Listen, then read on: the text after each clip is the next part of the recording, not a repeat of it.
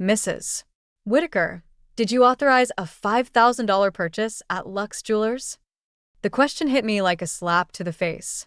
I gripped my phone tighter, my scrub still damp with sweat from a grueling 12-hour shift. What? No, I didn't. That's impossible. I'm afraid there's been a series of large transactions on your joint account over the past week, the bank representative continued. We've flagged them as potentially fraudulent. My stomach churned. How much? In total, just over $15,000. The world tilted. I steadied myself against the kitchen counter, my mind racing. $15,000. Gone. My name is Maggie, and in that moment, I realized my life was about to implode. Can you give me more details? I asked, struggling to keep my voice steady. Of course. There was the jewelry purchase, a stay at the Belmont Hotel downtown, and several restaurant charges. Each word was a dagger. The Belmont. That was where Holden and I had our honeymoon. I'll need to discuss this with my husband, I managed to say. Please freeze the account for now. I ended the call and stared at the fridge, covered in Lena's artwork and school photos. My beautiful, innocent daughter. How could I tell her that her father? No. I couldn't jump to conclusions. There had to be an explanation. The front door opened, and Holden's whistle echoed through the house.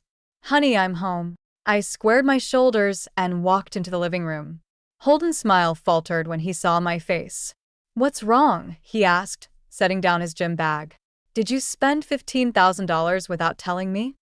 His eyes widened, then narrowed. What are you talking about? The bank just called. Our account's been drained, Holden. Jewelry, hotels, restaurants. That's ridiculous, he scoffed.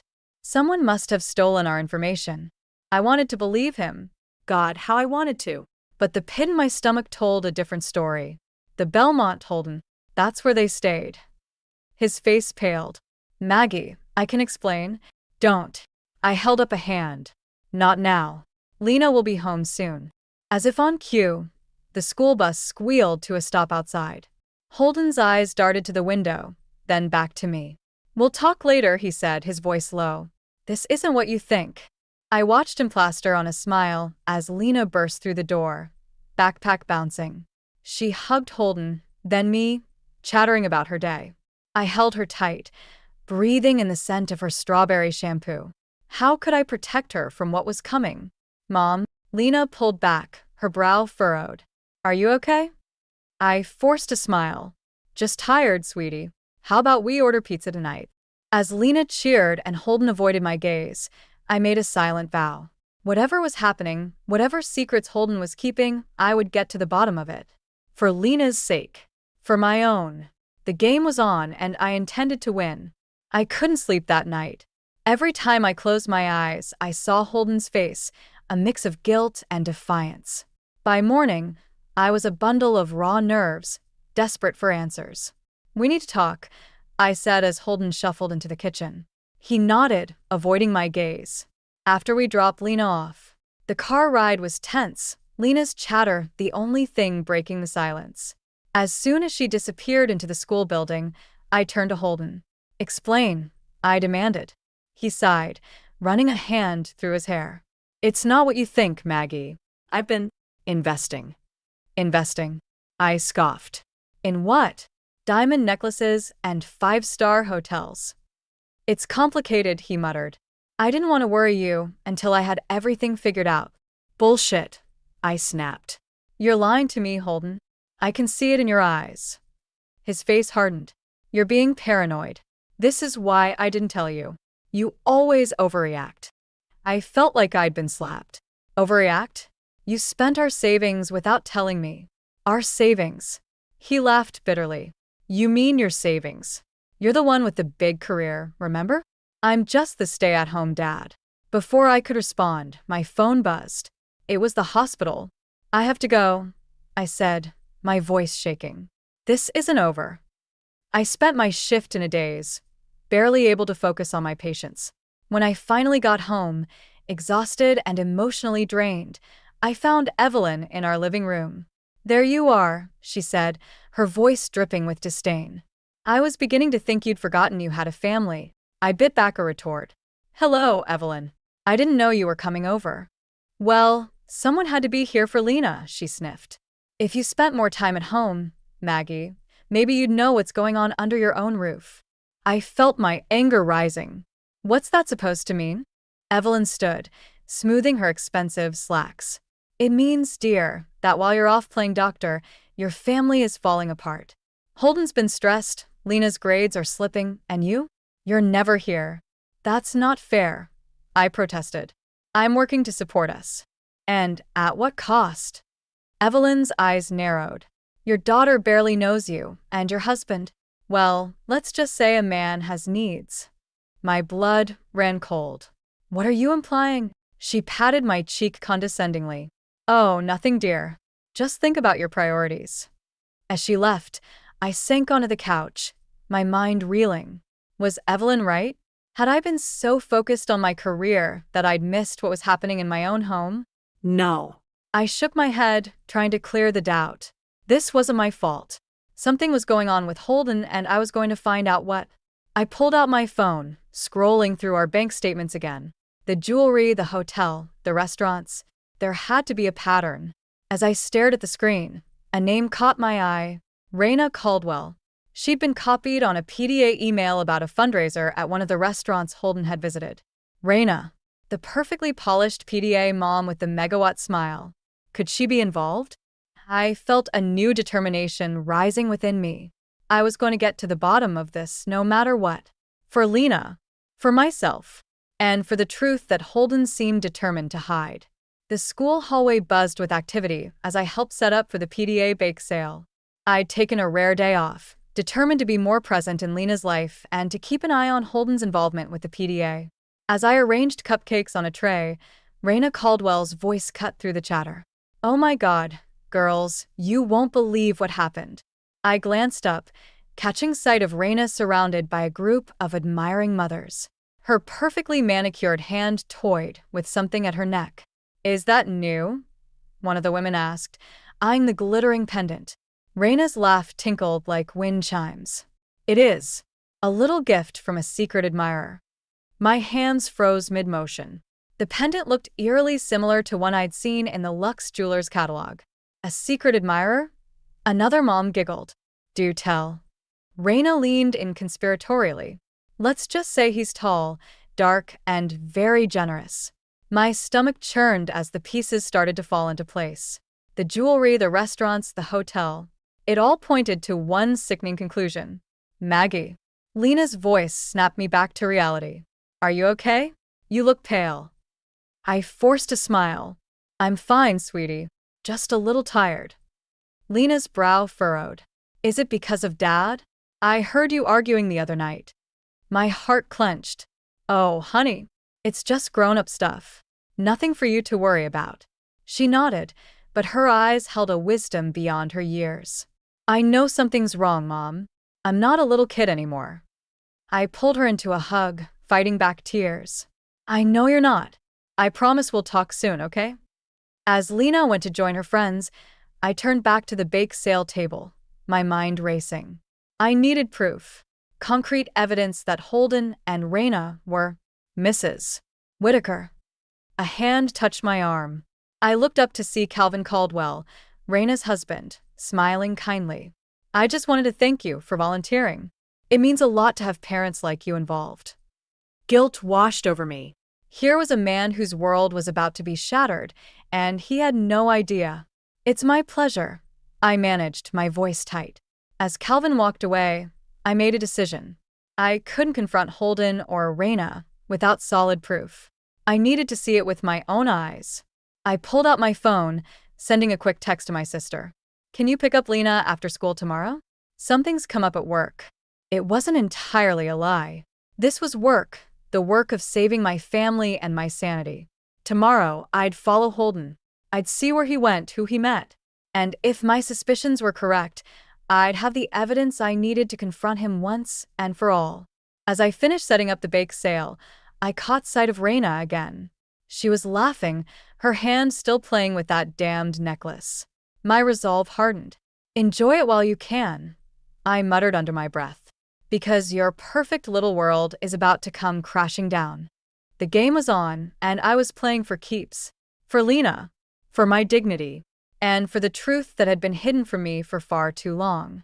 My heart pounded as I parked my car across the street from our house. Holden's car was still in the driveway, but I knew it wouldn't be for long. He'd mentioned a PDA meeting tonight, but after what I'd overheard at the bake sale, I wasn't buying it. Sure enough, 10 minutes later, Holden emerged, looking far too polished for a simple school meeting. He got into his car and pulled away. I waited a few moments before following, careful to keep a safe distance. To my surprise, Holden didn't head towards the school.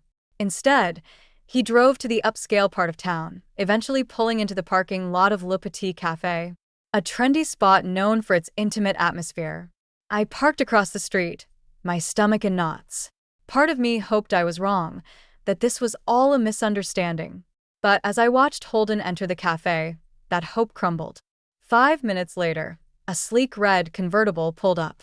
Raina Caldwell stepped out, looking like she'd just stepped off a runway. She glanced around furtively before hurrying inside. There it is, I whispered to myself, my voice shaking. The truth, plain as day. I wanted to storm in there, to confront them both. But I knew I needed more than just this. I needed irrefutable proof. Pulling out my phone, I started taking pictures. Holden's car. Raina's arrival. The cafe front. It wasn't much, but it was a start. An hour crawled by. I alternated between seething anger and crushing sadness. How long had this been going on? How could Holden do this to us? To Lena? Finally, they emerged. Holden had his arm around Raina's waist, pulling her close. They shared a lingering kiss before parting ways. I felt sick. As Raina drove off, Holden stood there for a moment, a satisfied smile on his face. It was an expression I hadn't seen in years, not directed at me, anyway. I snapped a few more pictures, my hands shaking with rage. Then, making a split-second decision, I got out of my car. Holden, I called out, striding across the street. He whirled around, the color draining from his face. Maggie? What are you doing here? I could ask you the same thing, I said, my voice ice-cold. Funny, I don't see any other PDA members around. Holden's eyes darted around, looking for an escape. I can explain. Save it, I spat. I saw everything. You and Raina. The kiss. All of it. He reached for me, his face pleading. Maggie, please. It's not what you think. I jerked away from his touch. Don't you dare try to lie to me again. Think about Lena, he said desperately. We can work this out. For her sake. The mention of our daughter ignited a fresh wave of fury. Don't you dare use Lena as an excuse. You should have thought about her before you started sneaking around with that woman. Holden's face hardened. You're one to talk. Always at the hospital, never home. What was I supposed to do? Be a decent human being?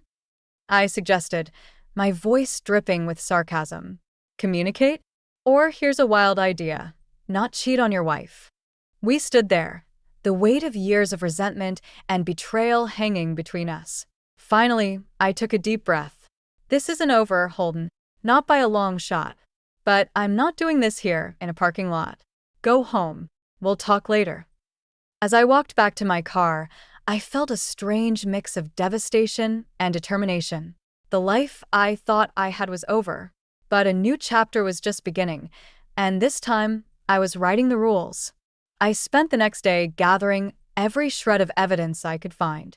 Bank statements, credit card bills, photos from the cafe. I compiled it all into a damning dossier of Holden's betrayal. My hands shook as I arranged the papers on the dining room table, waiting for him to return from dropping Lena off at her friend's house. When the front door opened, I steeled myself. This was it. The moment of truth. Maggie. Holden called out. Where are you? In here. I replied, my voice steady despite the turmoil inside. He walked in, his easy smile faltering as he took in the scene before him. What's all this? I gestured to the chair across from me. Sit down, Holden. We need to talk. As he lowered himself into the seat, I pushed the first bank statement towards him. Care to explain these charges? His eyes widened, then narrowed. I told you, I've been investing. Stop. I cut him off. Just stop lying. I know about Reina. The color drained from his face. Maggie, I saw you. I continued, my voice rising. At the cafe. Kissing her. And this. I held up a photo of Reina's necklace. This matches perfectly with the charge from Lux Jewelers. Holden's expression hardened. You've been spying on me? Spying? I laughed bitterly. Is that what you're focusing on? Not the fact that you've been cheating on me and spending our savings on your mistress? He stood up abruptly, pacing the room. You don't understand. Things haven't been right between us for a long time. You're always at work, always putting your career first. Don't you dare try to blame this on me, I snapped. If you were unhappy, you could have talked to me. We could have gone to counseling. Instead, you chose to betray me, to betray our family. Holden's face twisted with anger. Family? What family? You're never here, Maggie. Lena barely knows you. Maybe if you'd been around more, none of this would have happened. His words hit me like a physical blow, but I refused to let him see how much they hurt. That's rich, coming from you. At least I was working to support us, not sneaking around behind my spouse's back. You know what? Holden sneered. You're just looking for an excuse to leave, Maggie. Maybe you're the one with something to hide. All those late nights at the hospital, who knows what you've been up to? I stared at him, incredulous. Are you seriously trying to accuse me of cheating? After everything I've just shown you? He shrugged, a cruel smile playing on his lips. If the shoe fits. Something inside me snapped. I stood up, gathering the papers into a pile. Get out, I said, my voice low and dangerous. What? Get out. I repeated, each word dripping with venom. Pack a bag and leave. I don't care where you go, but you're not staying here tonight. Holden's bravado faltered. Maggie, come onorevole. We can work this out. Think about Lena. I am thinking about Lena, I interrupted. I'm thinking about what kind of example I want to set for her. And it's not staying with a lying, cheating husband who tries to gaslight me when he's caught. For a moment, we stood there, the weight of our crumbling marriage hanging between us. Then, without another word, Holden turned and walked out of the room. As I heard him moving around upstairs, packing a bag, I sank back into my chair. The confrontation was over, but I knew this was just the beginning. The real battle, for my dignity, for Lena's future, for justice, was only just beginning. The days following Holden's departure were a blur of tears, sleepless nights, and hushed conversations with Lena. I'd told her a sanitized version of the truth, that Dad and I were having problems and needed some time apart. Her quiet acceptance broke my heart all over again. As I lay awake one night, staring at the ceiling, a plan began to form. Holden and Reina had shattered our lives without a second thought. It was time they faced the consequences of their actions. The next morning, I called in sick to work and dropped Lena off at school. Then I drove to the local print shop. I need to send an anonymous letter, I told the clerk, sliding a carefully worded note across the counter. It detailed Holden and Reina's affair, along with dates and locations of their meetings. At the bottom, I'd added Calvin Caldwell's name and address. No problem, the clerk said, eyeing me curiously. It'll be mailed out today. As I left the shop, a mix of guilt and vindication swirled in my stomach. Was I doing the right thing? Calvin deserved to know the truth, didn't he? The annual school fundraiser was scheduled for the following week.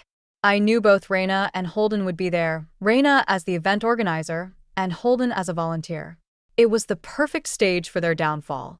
The night of the fundraiser arrived. I dressed carefully, armoring myself in a sleek black dress and heels.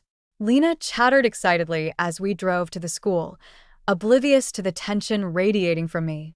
As we entered the gymnasium, transformed for the evening with twinkling lights and elegant decorations, I scanned the crowd. Reina stood near the stage, resplendent in a red dress, directing volunteers. Holden was setting up a booth in the corner, pointedly avoiding my gaze. Mom, Lena tugged at my hand. Can I go find my friends? I nodded, forcing a smile. Of course, sweetie. Have fun. As Lena disappeared into the crowd, I made my way to the refreshment table. Calvin Caldwell stood nearby, nursing a glass of punch and looking distinctly uncomfortable. Calvin, I greeted him, my heart racing. How are you? He turned, his eyes haunted. Maggie. I'm not sure, to be honest. I feign concern. Is everything all right? Calvin's gaze drifted to Raina, then back to me. I received a letter, he said quietly. About Raina and your husband. I gasped, the picture of shocked innocence. Oh, Calvin. I'm so sorry. He nodded, his jaw clenching. I didn't want to believe it. But then I started noticing things. The late nights, the secret phone calls. As we spoke, I saw Raina approaching, her smile faltering as she noticed us together.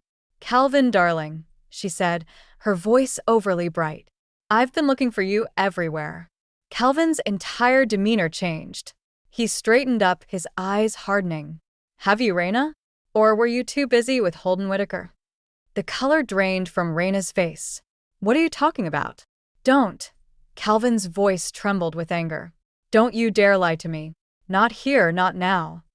As their voices rose, heads began to turn. Holden, noticing the commotion, started making his way towards us. I stepped back, my heart pounding. This was it. The moment of truth. As Calvin's accusations grew louder and Raina's denials more frantic, I caught Holden's eye across the room. The look of dawning horror on his face told me everything I needed to know. The truth was out, and there was no going back. The school gymnasium fell silent as Calvin's accusation echoed off the walls. All eyes turned to Raina, her perfect facade crumbling under the weight of her exposed lies. Calvin, please, Raina pleaded, her voice trembling. Not here. We can talk about this at home. But Calvin was beyond reason. Months of suspicion and hurt poured out of him like a dam breaking. How could you do this, Raina? To our family? To our friends? I stood frozen, a mix of vindication and guilt churning in my stomach. This was what I wanted, wasn't it? To see them exposed, humiliated as I had been? Holden pushed through the crowd, his face ashen. Calvin, man, let's take this outside. Think of the kids. Calvin rounded on him, eyes blazing. The kids? You want to talk about the kids? How about how you've destroyed 2 families with your selfish actions? Whispers rippled through the crowd. Parents shielded their children's ears, but their eyes remained glued to the unfolding drama. Mom, Lena's voice cut through the chaos. She stood at the edge of the crowd, her eyes wide with confusion and fear. What's happening? Before I could reach her, Evelyn appeared, wrapping an arm around Lena's shoulders. Come, dear, she said, shooting me a venomous glare.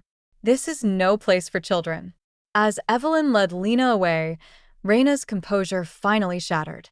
It wasn't supposed to be like this, she sobbed, mascara streaking down her cheeks. We never meant to hurt anyone. But you did. I found myself saying, stepping forward. All eyes turned to me. You hurt everyone. Your spouses, your children, your friends. All for what? A cheap thrill? Holden's eyes met mine, a mixture of shame and defiance in them. Maggie, don't. Don't what, Holden? I cut him off. Don't tell the truth? Isn't that what you've been doing all along? The room buzzed with shocked murmurs. The perfect couples, the pillars of the PDA, exposed for the frauds they were. Calvin, his anger seemingly spent, sagged against a nearby table. I want a divorce, he said quietly, but in the tense silence, everyone heard. Raina's wail of despair was drowned out by the sudden commotion at the gym doors. Principal Thornton burst in, his face red with exertion. What in God's name is going on here? This is a school fundraiser, not a soap opera. As he tried to restore order, I slipped away, searching for Lena.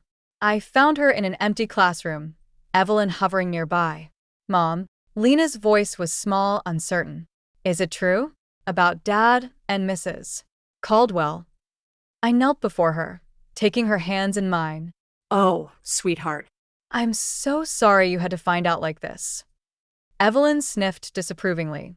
This is what happens when mothers prioritize their careers over their families. I stood, facing her. No, Evelyn. This is what happens when people lie and cheat and betray those who trust them. But it stops now. Turning back to Lena, I managed a small smile. Let's go home, sweetie. We have a lot to talk about. As we left the school, the sounds of arguments still echoing from the gym, I felt a strange sense of lightness. The truth was out, painful as it was. Now we could begin to heal.